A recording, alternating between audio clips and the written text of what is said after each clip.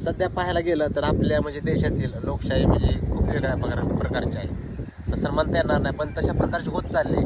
कारण कसं आहे, की एखाद्या व्यक्ती ह्या कास्टचा आहे किंवा ह्या धर्माचा आहे म्हणून त्याला वेगळा म्हणजे हे कायदा, आणि हा व्यक्ती म्हणजे एखादा व्यक्ती तो सध्या कुठल्या तरी पदावर आहे किंवा खुर्चीवर आहे त्यासाठी वेगळा, असं म्हणजे सध्या प्रथा म्हणजे हे होत आहे आपल्या म्हणजे भारतामध्ये होत आहे. कारण तुम्ही बघू शकता जे काही शर्मिष्ठा पुरवले आहेत तिच्या विरोधामध्ये जे काय घडतंय, मान्य आहे तिने जे काही इंस्टाग्रामवर पोस्ट केली ते चुकीची होते.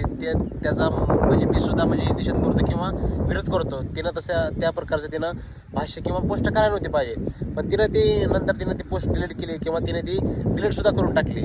ज्या समाजाच्या किंवा ज्या धर्माच्या ते बद्दल बोलली होती तिने त्याची म्हणजे अपोलॉजी म्हणजे त्याने माफीसुद्धा मागितली आहे.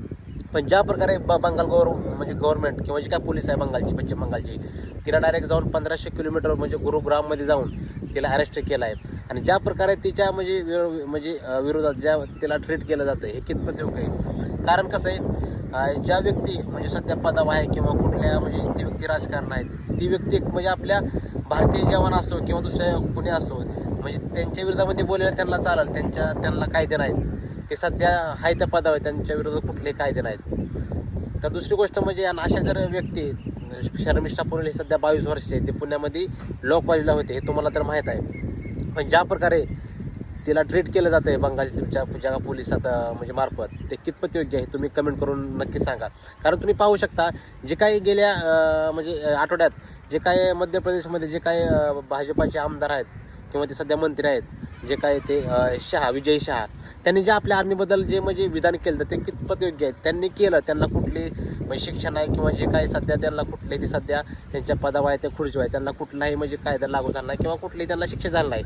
पण लगेच जे काही शर्मिष्ठा बनवले आहेत तिच्या विरोधामध्ये लगेच फार चक्क 1,500 किलोमीटरवर जाऊन तिला अरेस्ट केलं आहे. हे कितपत म्हणजे योग्य आहे हे तुम्ही सांगा. आणि हो, जे काय आपल्या आर्मी अहोरात्र म्हणजे आपल्या सीमेवर देशाचे रक्षण करते, आपण आपल्या जवानामुळेच आपण आज आपल्या देशामध्ये सुरक्षित आहोत. त्या जवानाबद्दल जे काही वक्तव्य केलं विजय शहाने ते चालतंय, त्यांच्यासाठी त्यांना कायदा नाही. फक्त ज्या अशा काही सामान्य किंवा जे काही अशा व्यक्ती म्हणजे बोला असतील तर त्यांच्यासाठीच कायदा आहे का? तर असा एक माझा प्रश्न आहे तुमच्यासाठी. आणि हो, हे कितपत जे काही शर्मिष्ठा पुरवण्यासोबत जे काही म्हणजे ट्रीट त्याला केलं जातं हे कितपत योग्य आहे तुम्ही कमेंट करून नक्की सांगा.